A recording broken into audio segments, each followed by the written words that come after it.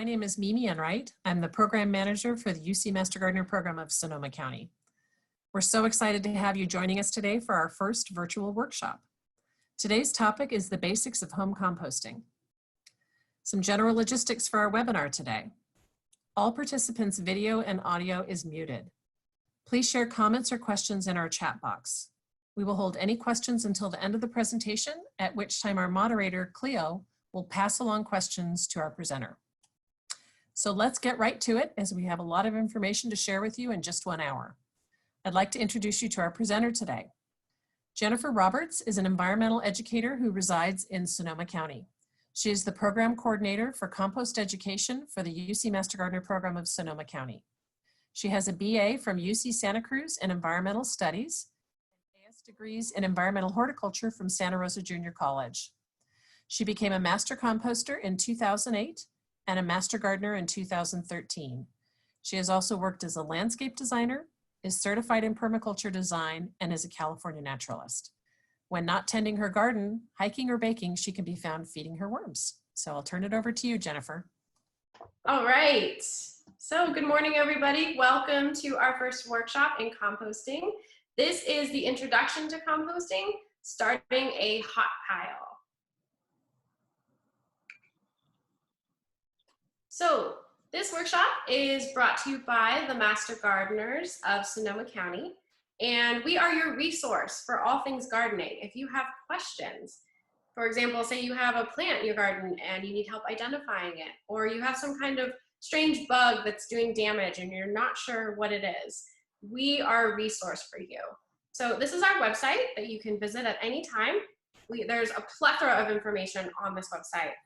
And this is also our email, and our phone number is below that.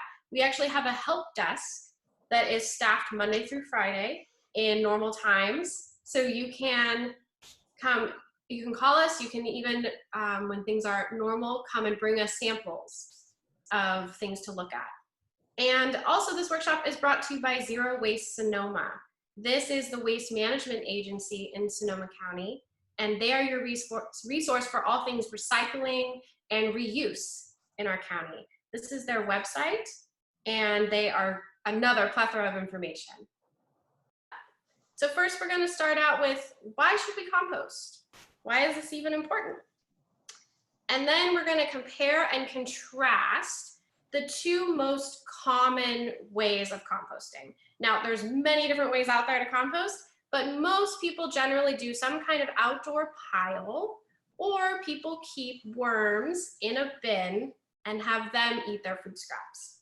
So today we're focusing on the outdoor pile, and we are going to take a look at the materials, the process, how do we monitor our pile, how do we harvest and use finished compost, and some troubleshooting. And then at the end, we will have time, I'll talk about a few more resources that are available to you, and we'll have time for questions. Okay. So I like to start all my talks about waste with this graph. So this graph represents everything that was thrown away in Sonoma County in 2014. So every few years, we study our trash. This way we know how we're doing, and we can talk about how we can do better. So in 2014, residents in Sonoma County, so not businesses, but residents, threw away 3.5% glass. 15% of what they threw away was plastic. 18% was paper. 1% was hazardous waste. So that's things like paint and chemicals, pesticides, things that should never be thrown away. 3.2% was metal.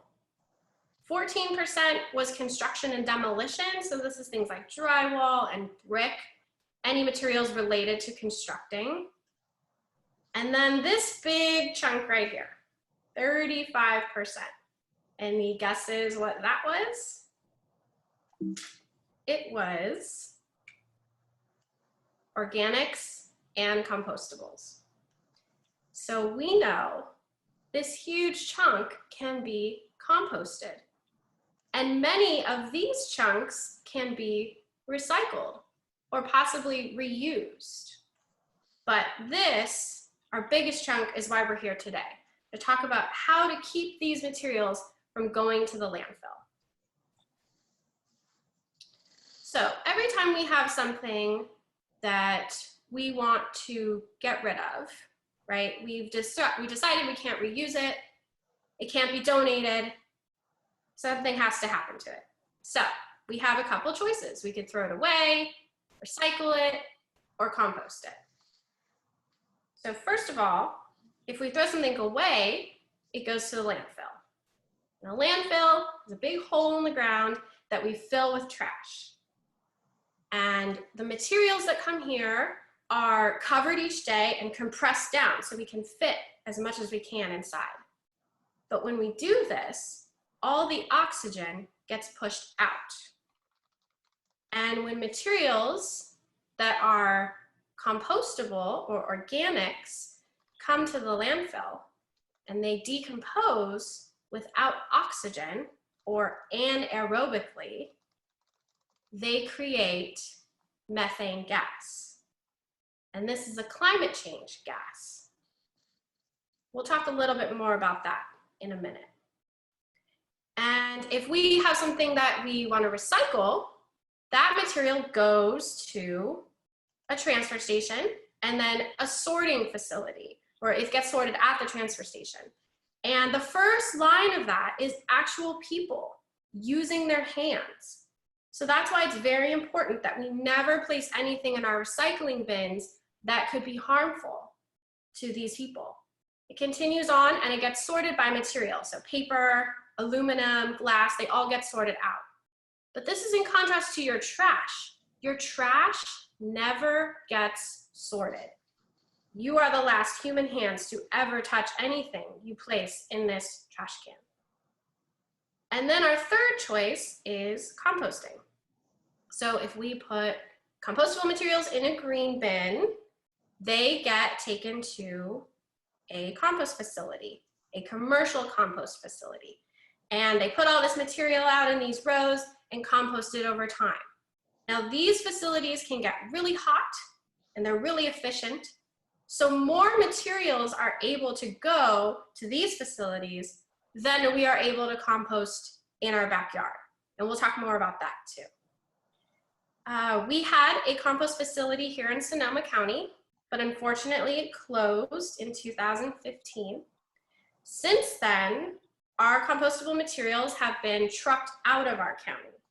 So they're still getting composted, but it's just not happening here in Sonoma.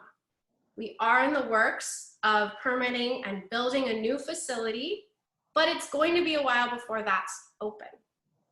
So that's part of the reason why you all are here today as well, because we want to keep our compostable materials on site.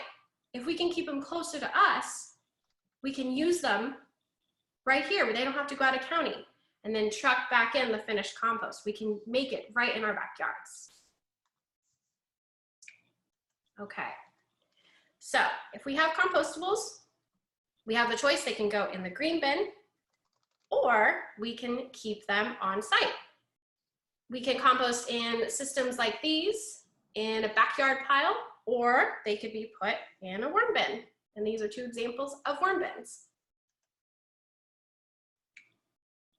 So let's talk a little bit more about why it's important to compost. So composting helps fight climate change.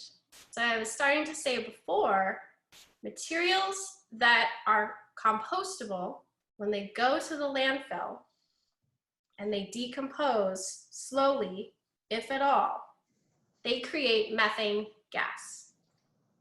And methane gas is 23 times more potent a climate change gas than carbon dioxide. And we hear about carbon dioxide all the time. We should drive less, right? That'll help CO2 from getting into the atmosphere. But really, we have a choice every day, 3 times a day, of where we're sending our food scraps. If we keep them in the compost, We won't have methane gas being created. Compost also has the ability to do carbon farming. Carbon farming is a process of trapping carbon dioxide from the atmosphere in the soil. So this is a new science that's emerging, but we're figuring out that we actually can trap a lot of carbon dioxide beneath our feet.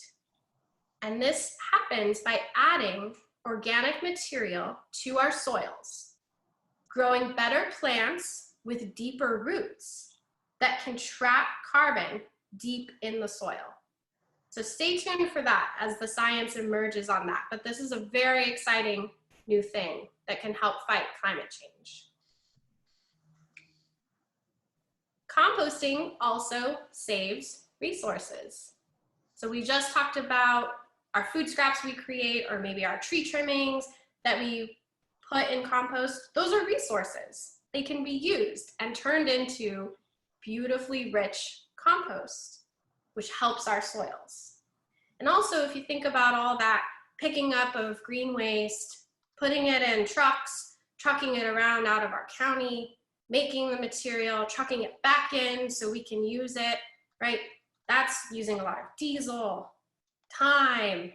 It's, putting pressure on our roads. So there's a lot of ways that composting at home actually ripples out and saves a lot of resources. Okay, this is a big section of what compost can do for us. It improves the soil's quality. So we're going to talk about these 5 ways that it does that. So first of all, compost can improve the soil's structure. So when we talk about soils, we hear a lot about sand, silt, and clay. These are the 3 basic things that make up soil. So all soils are made up of some mixture of these 3 things. So you might say, oh, I have a really sandy soil because the biggest part of it is sand. Or you might have a really clayey soil. There's a lot of clay in it. It's hard to dig into. Sand, by contrast, water flows through it very easily, and it's hard to keep water on your plants. But compost, or organic matter, improves the structure of how these things relate to each other. So unfortunately, if you have a soil with a lot of clay, you're kind of stuck with that. You can't add sand or silt to make it better, but you can add organic matter. And organic matter has a sticky substance to it, and it helps soil clump up. And when soil clumps up better, it creates tiny spaces in between it. So even though these are all round particles and they're touching, there's space in between them.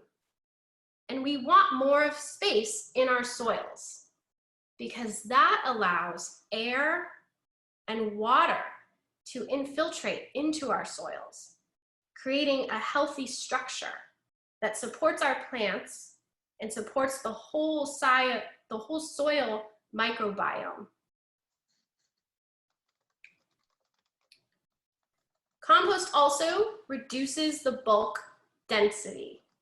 So this is a fancy soil science term, essentially talking about compaction in our soils.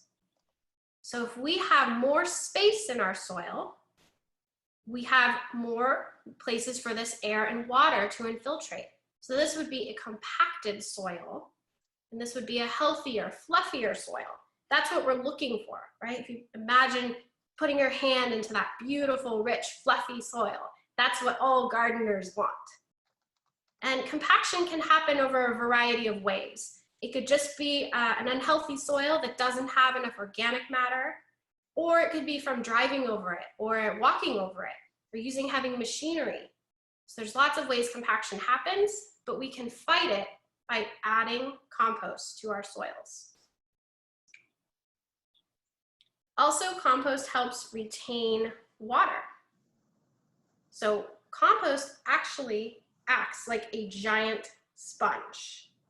It can hold 20 times its weight in water.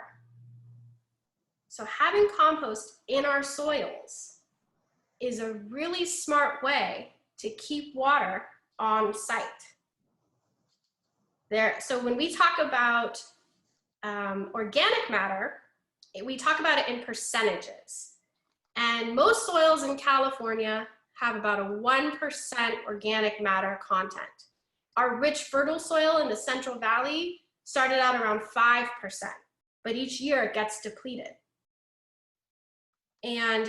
But there is a stat that if we can increase our organic matter by 1%, we can hold an additional 16,500 gallons per acre in the soil.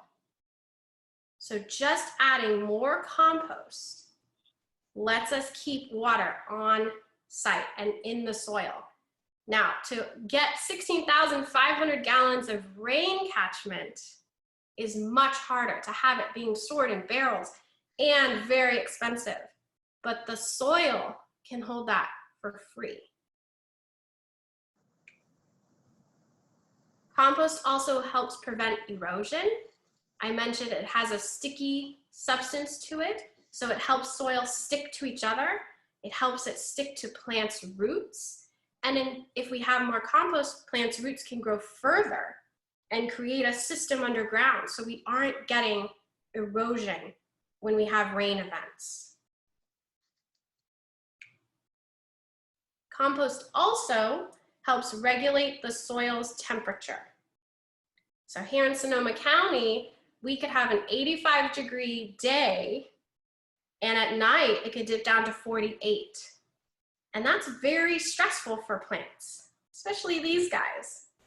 And all plants really need their roots covered and comfortable in order to thrive. So that's where the soil's temperature becomes really important. And compost, because it holds on to so much water, helps keep the temperature of the soil at a more regular temperature without these wide fluctuations. So we get healthier plants as a result. All right. Compost also provides nutrients for plants.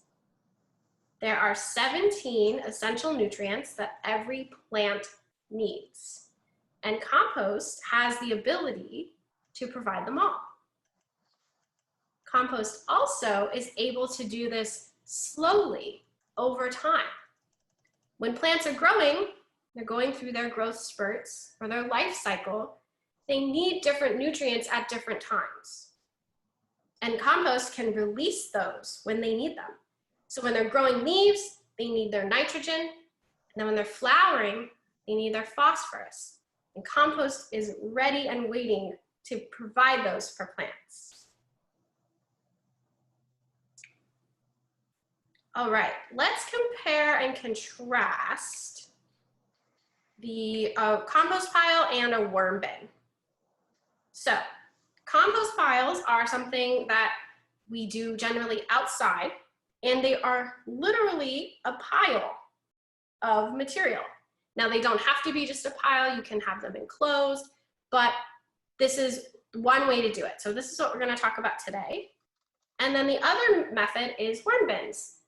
This is an enclosed area. You put worms inside of this, and they live in there and stay in there and produce what we call castings. All right, so more detail about the differences. So a compost pile, generally done outside, and it takes 2 weeks to 18 months to get a finished product. And you need space to do this. You need 3 feet by 3 feet by 3 feet of space at a minimum. And that's required in order to get a hot pile. So if you've been composting in the past, which I see a lot of you have from the poll, and you're not getting a hot pile, this is your first thing to question. Did I have enough material? So this is 1 cubic yard of material. That's the minimum needed to get a hot pile going. Compost piles also require turning. So this means getting into the pile with some kind of tool, like a pitchfork or a shovel, and turning the material all together. And we'll talk more about that in detail. And compost piles can be placed in the sun or the shade. Often people hear, oh, I want a hot pile. I need that heat, so I'm going to put it in the sun. But in reality, the heat is coming from the body heat of all the microbes that are living and eating in your pile. So we can place our pile in the sun or shade, but we just have to be mindful of it drying out in the sun or staying too wet in the shade. And we'll talk about that more. And our goal for temperature is 131 degrees for at least 3 days. So that's that hot pile minimum, and we'll talk more about that. And compost piles can take plant trimmings and food scraps. Now, let's contrast this with the worm bin. Worm bins can be placed in many different places. They can be inside, they can be outside. You could have it in a garage, a covered patio, under your kitchen sink. There's many options for where you place a worm bin. And it will take 4 weeks to 4 months to get a finished product. But you need less space. You only need 1.5 feet by 1.5 feet. And worm bins require bedding. So that means some kind of material that is mimicking the soil that worms naturally live in. And for example, my favorite is newspaper. And worm bins require shade. They do not like the sun. It's their biggest nemesis. So keeping worm bins out of direct sunlight. And they like the temperatures that we like, 55 degrees to 77 degrees. They can handle cooler. They do fine down to 32, even below, and they can go up to 100, but they're not happy. So think of them like us. And worm bins take food scraps, primarily. Okay, let's talk more about the materials you're gonna need for this compost pile. First off, space. So I talked about that 3 feet by 3 feet by 3 feet. That's the minimum. So when you're setting up your pile, you wanna make sure you have enough space to get a big pile going and have space to work around it. And a lot of people think when they want to start composting, they say, oh, I'm going to put it way in the back of the yard, you know, out of sight, and because I don't want it to smell. But if you're composting correctly, it won't smell. And if it's out of sight, it's out of mind. Think about, you make your coffee on Sunday morning, you go to put the coffee grounds in the compost, and your pail that you keep on your kitchen counter is completely full. And you're like, oh, I gotta walk all the way out there to dump this before I can even enjoy my coffee. So keeping your compost pile closer to your normal pattern of use in your space is a good idea. Think of treating your compost pile like another plant that you would tend to. You water it, you visit it, keep it close. Okay, the next thing you need are browns and greens. So these are the materials we're going to be putting in our pile. You will also need air, water, and time.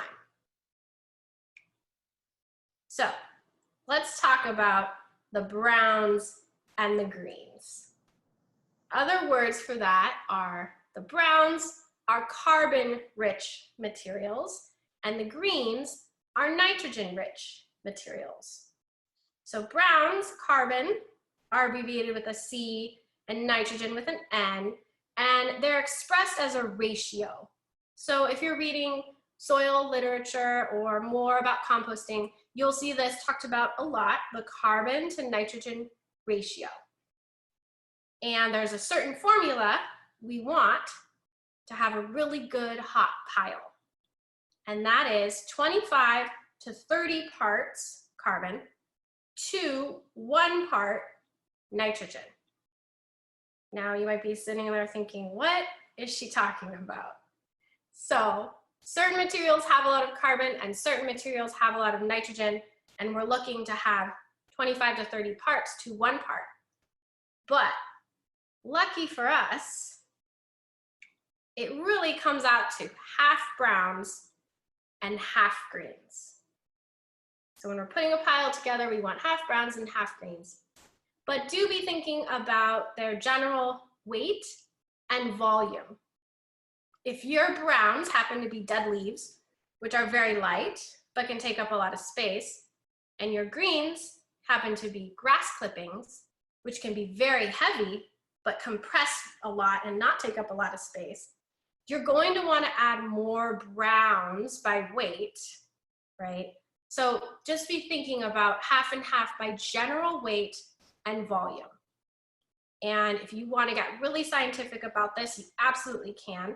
There are charts that will show how much carbon or what the ratio is for all kinds of materials. And one of those charts is in a pamphlet that we have on the Master Gardener website. And I'll mention that at the end. So let's dive in more and talk about what do I mean when I say greens or nitrogen-rich substances. So the most common one is food scraps, and those are fruits and vegetables. Tea bags are also considered a green. Coffee grounds are also a green. This one is confusing, but remember, coffee grounds are green. They're very rich in nitrogen. We got tea bag there, coffee grounds. So this is a very nitrogen-rich pile here. Hair and feathers. Those are also considered green. So if you have cats or dogs that you brush, or you have your own hair from your hairbrush, those can all go in the compost. There's no reason to throw those away. And herbivore manures. This is a big one. So herbivores, of course, animals that eat plants. So their manures can be put in a compost system. And examples of these animals are cow, chicken, horse, and rabbit. So you can mix the manures with food scraps and of course with carbon materials and create a good mixture of compost. Let's look at the browns. So carbon-rich materials, dead leaves, straw, woody prunings, wood chips, corn stalks, spent grain. If anyone's a home brewer or has a friend who brews at home, spent grain is a great carbon-rich material. Shredded paper and cardboard, and to-go containers. So here's an example of a good to-go container that can be composted in your backyard pile. Now notice it doesn't have a waxy lining of any sort. So this is a good to-go container for composting. Okay, let's look at the flip side. What not to compost in our backyard pile? Meat and bones. Now, meat and bones can go here in Sonoma County in our green bin. So our city bin that we talked about before, if we have trash pickup, meat and bones can go in there, but not in our backyard compost. We also don't want to compost soil. There's no need for it, and it's really going to weigh down your pile.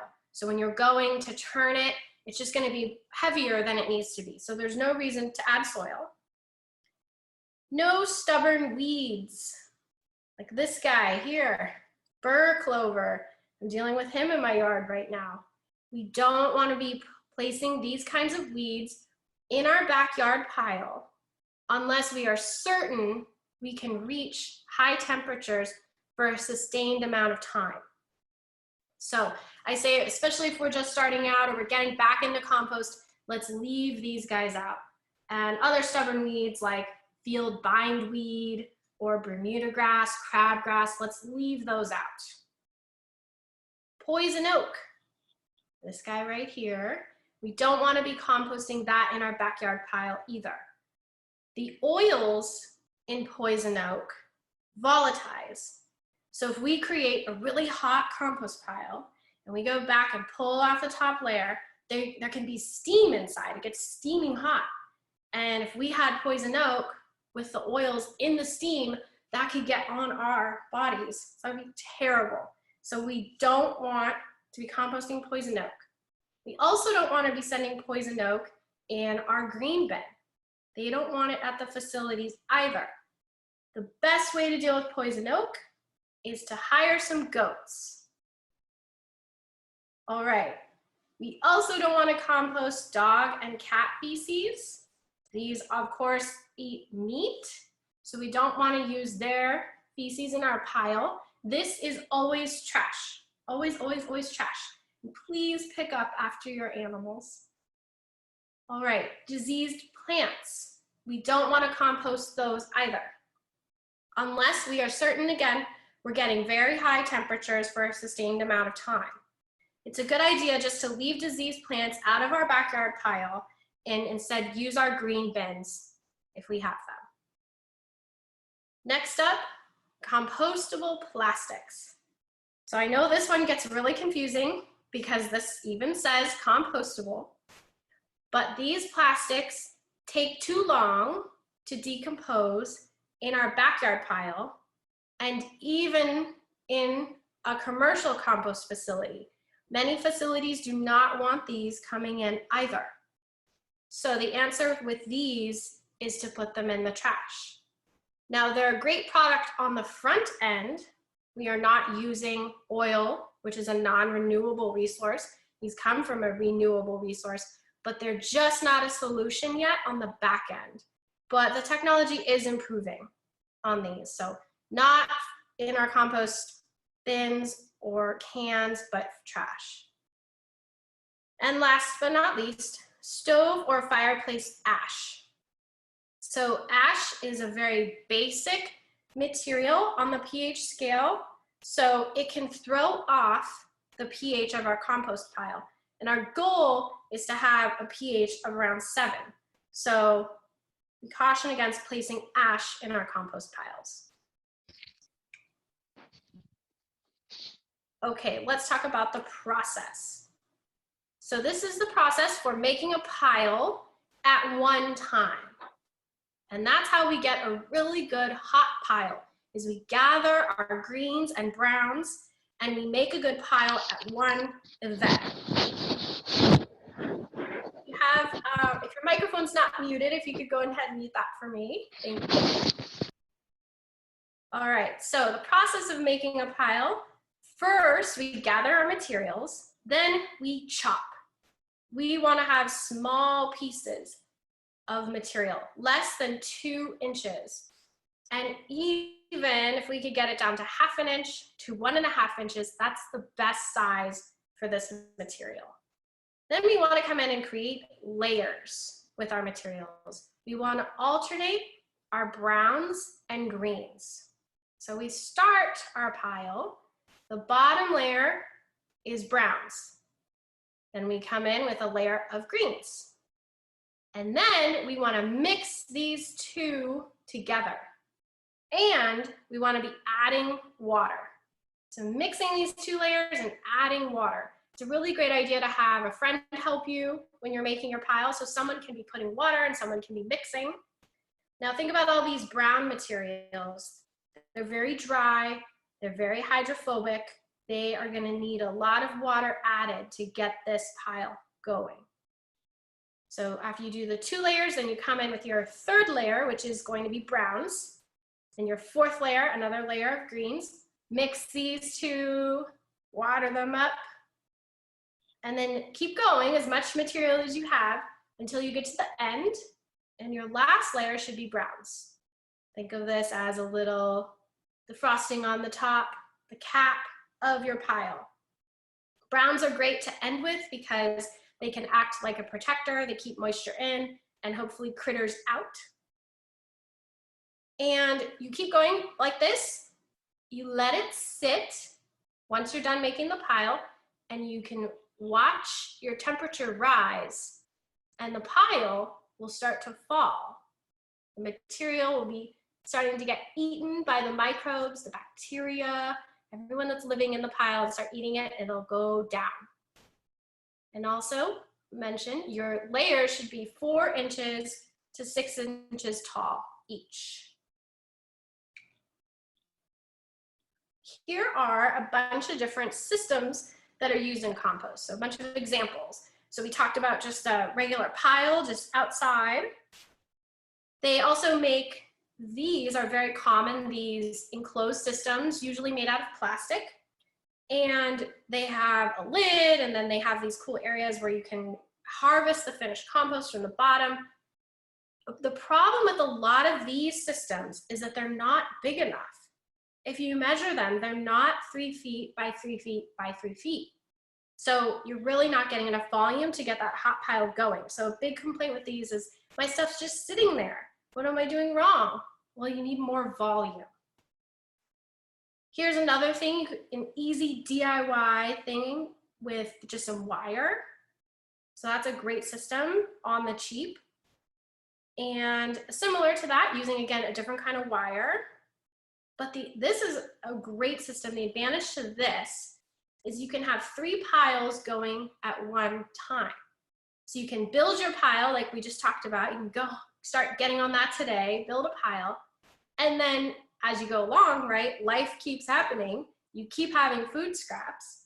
So you can start your next pile slowly. It doesn't have to be a one go. And that's more of a cold compost system where you're adding scraps as you get them. And that's going to take longer to get a finished product. It's not bad, it's great. Still be composting, but today I was just focusing on creating a hot pile so you can get material done quickly. But cold piles are great. And then you can even have a 3rd cold pile going. And then once this is finished, spread it out in your garden and then start again. So it's great if you have enough space to do a 3-tiered system. Here's an actual photo of a 3-tiered system at a farm. So they're in different stages of decomposition. And here is a tumbler. These are also very popular and were available at Costco for a while. So a lot of people got these. Now these have their own issues. I hear a lot of, my stuff isn't decomposing quick enough, they're leaking, they're too dry, too wet. There's many models of these and they're not all created the same. And some have handles on them to turn, and often those handles break off because it's just too much weight inside here. So if you are going to invest in a tumbler because you don't want to be turning the pile with a tool, right? That can be a lot of work and it can be hard if you have a bad back. So these in theory work great, but the best systems out there that have these are very, very expensive, like around $800 because they're big enough and they're made of metal. So if you did invest in one of these, keep trying, keep using some of the tips that I'm gonna offer today. But if you haven't purchased a system like this, consider some of these other options out there. And then here's just another inexpensive way you can make one out of pallets. And they can have a removable side so you can get in and out. And if you Google online, you can find tons of examples of systems, and you might find one even better that works for you. Okay, I've mentioned temperature a lot because this is an important part of creating the hot pile. And for knowing what we're doing the best, we want to use a compost thermometer. They actually make them. This is what they look like, one example. So they're super long, so you can push it into the middle of your pile and get a good reading. They have a really good face that's easy to read, telling you where you are in your compost pile. Is it ideal or is it up and hot? And if you're going to invest in one thing in this compost journey, I would say this is your best investment. These range from about $25 to $35 depending, and they're often available at specialty garden stores. So our goal for hot composting is to get our pile up to 131 degrees for at least 15 days. And we want to turn the pile 5 times. This goal is the law that commercial compost facilities are held to in the state of California. So in order to be killing weed seed, killing pathogens of plants, we want this. But it's more likely you're gonna end up somewhere between 120 degrees and maybe up to 155, and that's great. You're doing great if you reach 120. Your materials are composting, you're gonna get a finished product, it's going to be rich in nutrients, and if we didn't put any weed seed or pathogens, you're okay here. And here's my little humble brag. This is a photo of my compost thermometer, upwards of 140. So it's absolutely possible to get high temperatures in your backyard. Okay, moisture is also an important aspect. And in the world of compost, we say we want the pile or the compost to feel as damp as a wrung out sponge. Our goal is moisture level of 40 to 60%. And we use feel. Just reach in and see how it feels. And so this is a little test that was created by Will Bax, who ran Sonoma Compost, our commercial compost facility here in Sonoma County. And he had to be able to go out to any pile on his giant property and be able to feel the moisture level. So if you reach in, grab a ball of compost and you squeeze it and water escapes, it's more than 60% moist. If it makes a shiny ball, it's 55 to 60% moist. If it makes a ball but there's no sheen, it's 50 to 55%. If you tap the ball and it falls apart, it's 45 to 50. If there's no ball, it's 40 to 45. And if it feels dry, it's dry. So that's just a quick test you can use to test your moisture level. Okay, how do we know when our compost is ready? So there's 2 stages to compost. There's an active stage and a curing stage. The active stage is 2 weeks to a month long, and it's those high temperatures. And all the work is being done at the microscopic level. These are the bacteria and protozoa that we can't see with our naked eye, working hard. In the curing stage, which can last 1 month to 18 months, temperatures drop, and larger decomposers that we are more familiar with, like worms, sow bugs, pill bugs, centipedes, they all move in and do the finishing work. And we can tell our compost is ready with sight, smell, and touch. So if we look at it and it looks like soil, it's crumbly, it's dark in color, it looks like what we say, black gold, we know it's ready. Also, if it smells like soil, it should have a really rich, wonderful smell, not stinky. And if we touch it and it's light and fluffy, we know it's ready.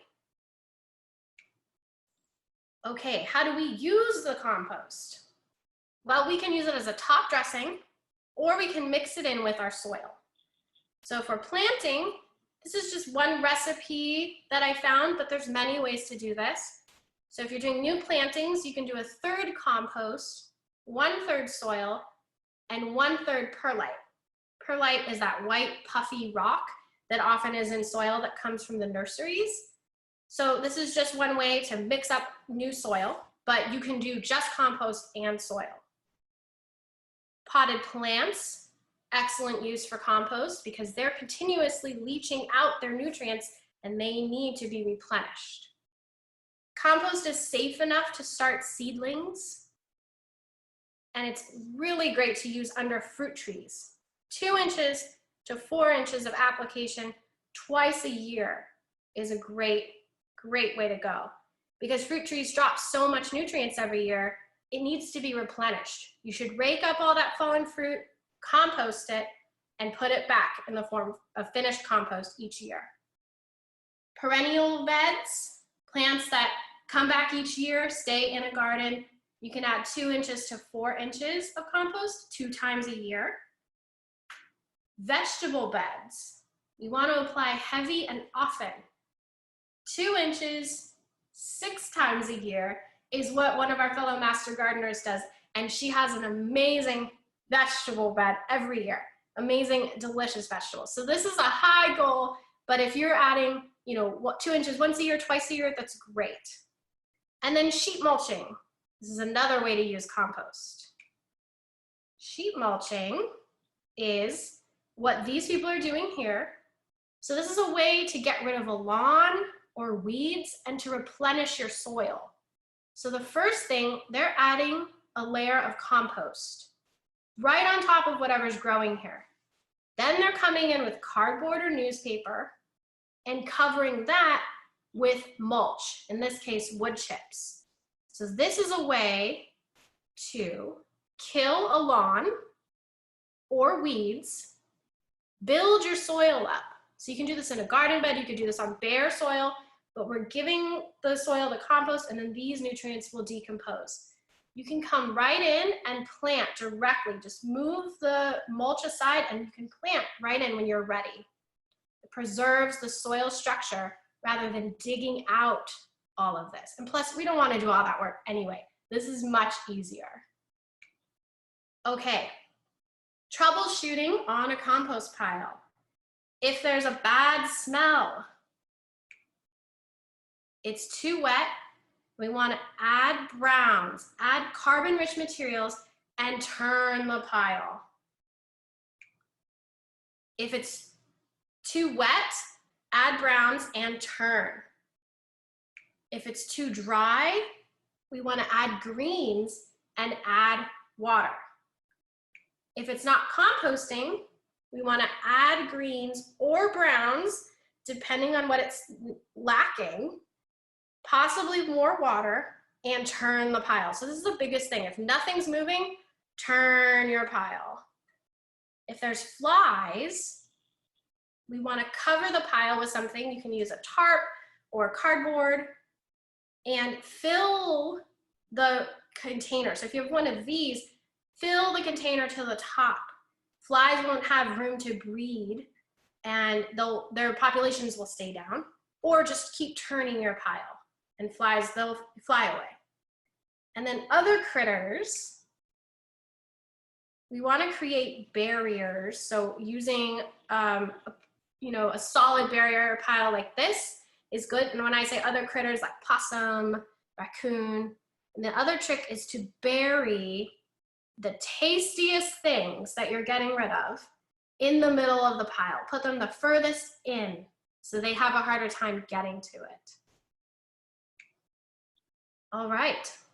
So a couple more resources you have available to you. If you still have questions or wanting to know more, we have handouts online. This is our website, the Master Gardener website. This is what our logo looks like. You can find much more info on composting here. And there's also a few books I'd like to highlight. Let It Rot, great book. Easy beginner's book, but more detail than I went into today. Rodale Book of Composting. Compost City, if you live in a small space and you're just like, oh, I can't do a pile or anything she was talking about, this is a great book. And Teeming with Microbes. This talks about all the microscopic critters that are involved in composting, decomposition, and general, life. It's a great book. It's like a who's who of microbes. It's very cute. All right, so that was part 1 of our talk on composting. Join us for part 2, Composting with Worms. We'll be on Friday, May 8th from 11 to 12. And we're also hosting these in Spanish this week. The intro is on Thursday, what we just did today, and the worms will be on Saturday. It's the same link to sign up, so tell your friends, and if you didn't get signed up for worms and want to join us, please sign up. All right. That concludes our presentation, and I will take questions. Jennifer? Yes. Great, Jen, thanks, great job. I want to introduce Cleo Tarazi. If any of you, who's one of our fellow Master Gardeners, who's going to go through the chat comments and pull out questions that you have for Jen. And if any of you have additional questions, if you could enter those into the chat box, that's the best way for us to management since we have nearly 90 participants on the webinar today. So Cleo, I'm going to turn it over to you. Thanks, Mimi. Great, Jennifer. The first question is a rather interesting one. I never thought of it. Vegetarian baby feces, can that go in the pile? I would say no. The next question is on black walnut leaves. The questioner said that she heard conflicting issues with the black walnut leaves, whether they can be used or not. Yes, so the concern with black walnut is that they have, what's the word, oils in them that suppress growth of other plants. It's called allelopathy, and there's a few plants that do this. So putting it in the compost, maybe we won't get growth if we then use our compost in the garden. So we have black walnuts on this property. I personally do not compost them because unless you're sure you're getting those high temperatures that are sustained, those oils might be present in the finished compost. So I would look for other carbon sources. Okay. The next question, I think, was when you were talking about chicken feathers. Somebody was asking whether that chickens are not vegetarians, they're omnivores, but their feathers are okay, right? Yes, their feathers are okay. And another question was, at what point does the green material turn brown? Great question. So some people say that you can leave weeds out on concrete, let them die, and then they will become a brown source. So it's basically once the nitrogen cycle is completed, they can be used as a brown. And what's the worry about the seeds from the weeds being in the compost pile? The seeds from the weeds could still be viable if we're not getting the hot temperatures. So if the weed seed have reached maturity, and they can individually make a new plant, then there's, it might not be good to put them in the compost. Okay. How do you keep rats out? You said about barriers? Yes, and rats are a special challenge depending, barriers, different wires. Also, think about if on your property or maybe your neighbors have ivy, Boston ivy, that's one of rats' favorite places to live. Yeah. Or if you have an old shed you haven't been in years, cleaning up the area around you can help prevent rats from even coming. Okay. The next question was, what is the best way to chop your green materials? Clippers? Yeah, I use pruners. I use hand pruners, loppers. You can use a lawnmower to roll over material. Or you don't have to go out and get, a chipper shredder, but if you're considering it and you have a ton of material stockpiled, you might want to rent one of those or go in on renting that with a friend or a neighbor, right? Once things are, loosened up on a shelter in place, but working together to cut costs, but you can still use some bigger machinery. But I just like, hand pruners and loppers. And if you have lawn clippings? Yes. If you mow your lawn, and that's a regular thing, it's a great idea to just let those clippings decompose right there on top of the grass. It's called green cycling, and it's just letting those nutrients that came out of your soil go back in and feed the right there. Less work for you. So that's one reason you could feel not so guilty about having a lawn? Sure. The next one is about our good friends, the pill bugs. Somebody is concerned about too many pill bugs in the compost bin. Yes, pill bugs love compost, and they're not harmful. They like to create their nest or their home in the compost pile, depending on its chemistry. And they're decomposers, just like worms and centipedes. They're all doing part of the job of the decomposition. They're your helpers, right? That's right, they're our friends. Yeah.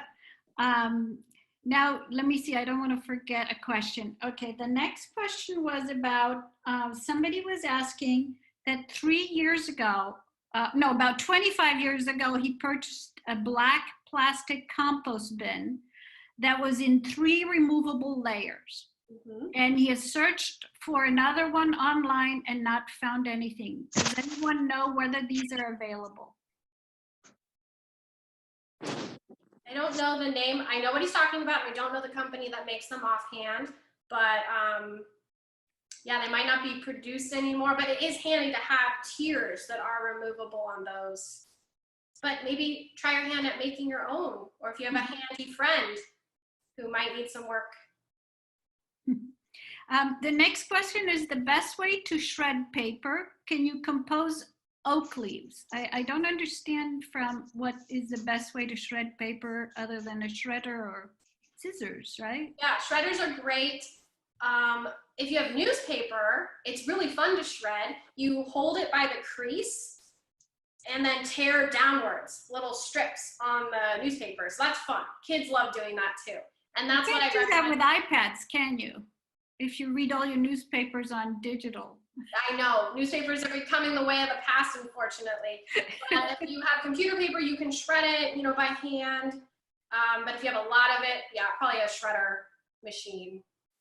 And this is a good question. It's about oak leaves. Can you Yes. compost oak leaves? Oak leaves are high in oil, so they take a long time to decompose. So it's a good idea to not use that as your primary carbon base. Try to get, some straw or another carbon to mix in. But you can collect your oak leaves and have them, waiting if you have space to do that, and throw some in every so often. Okay. Are all the books available in Spanish, or are there other Spanish books? I do not know if all those books I recommended are available in Spanish. It's worth looking into. I will look into that. Thank you. But all those books are available in the Sonoma County Library System, I believe. I don't know about Compost City, but the others are.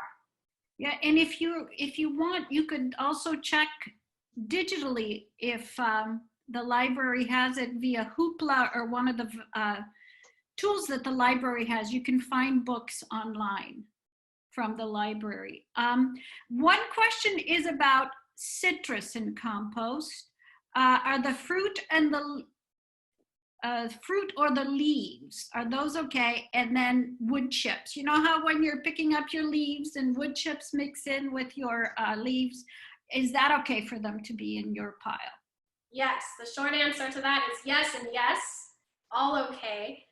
We hear about citrus more when we talk about worm bins. Worms don't like citrus, but they're okay. Citrus leaves and fruits, spent fruits, all okay to put in an outdoor pile or a big system, because the worms have the availability or the opportunity to move on.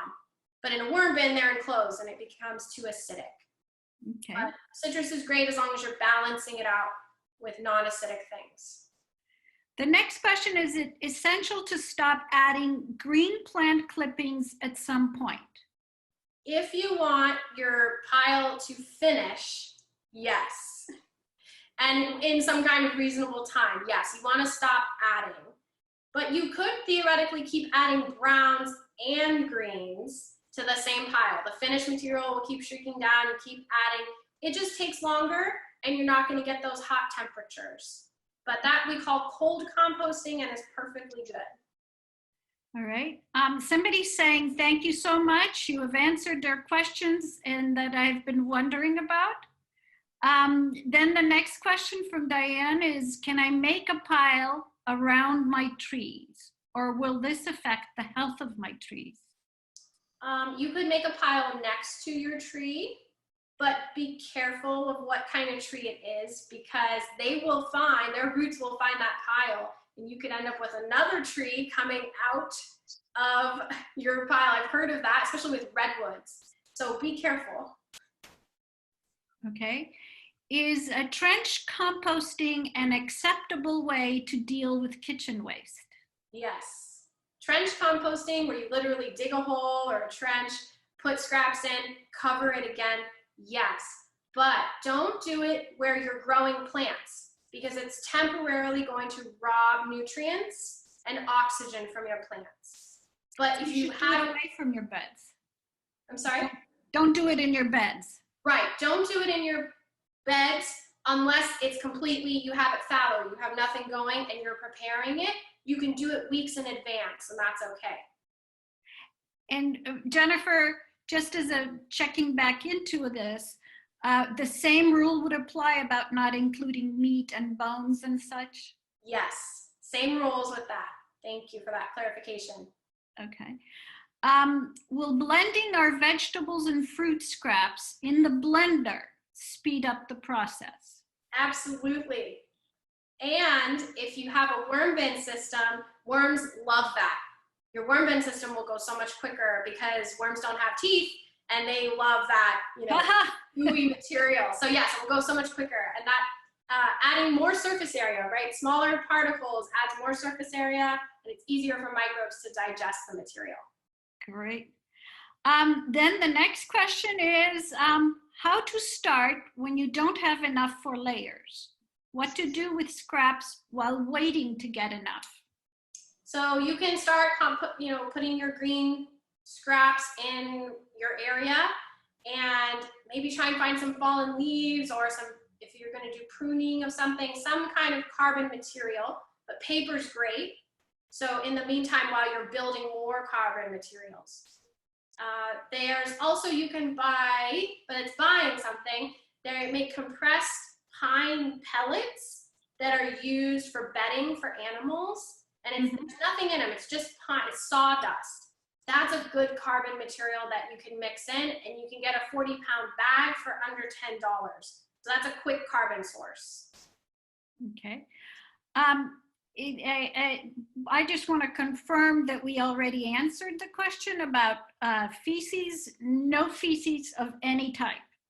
Yeah, I would say no, omnivore or carnivore animal feces in compost.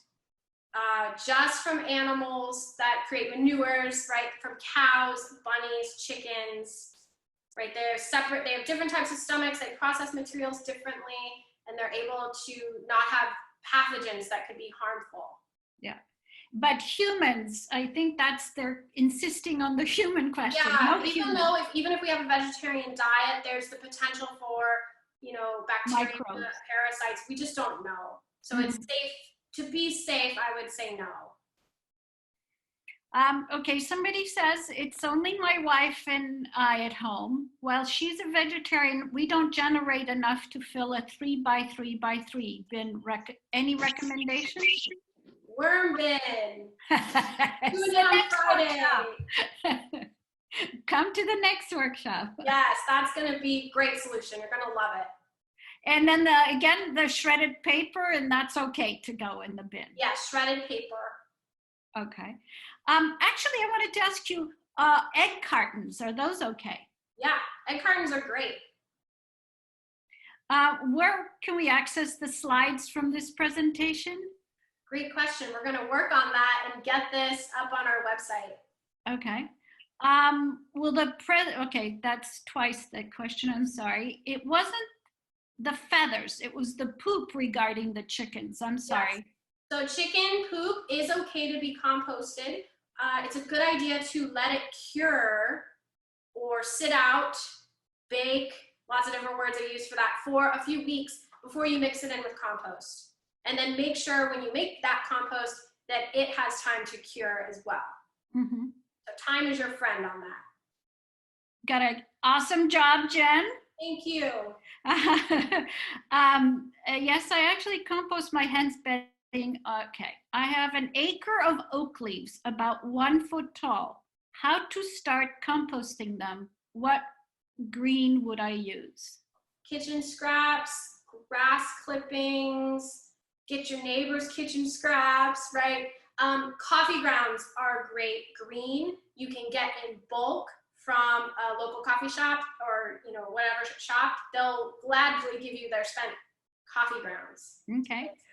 I have a lot of pine trees. How are pine needles for the compost pile? And are they considered brown? Pine needles are a brown and they are high in oils, similar to oak and eucalyptus. So moderation of pine needles, oak leaves, eucalyptus leaves. You can definitely throw some in, maybe do a layer mixed in, but you don't want that to be your only carbon source. Okay. Then the next question is that newsprint is good, but somebody was asking about magazines because they're slippery. Yeah, I don't compost magazines. The best choice for that is recycling. I always think of the highest and best use, right? First, we want to recycle materials so they can be used again. Then we would compost them. And because of their glossy makeup, it's not the best choice for compost. Okay, somebody says they have a portable chipper blower that chops leaves into very small pieces and use that as mulch for the vegetables. Is that a good practice? That's great. And can you come here and help me? Yes.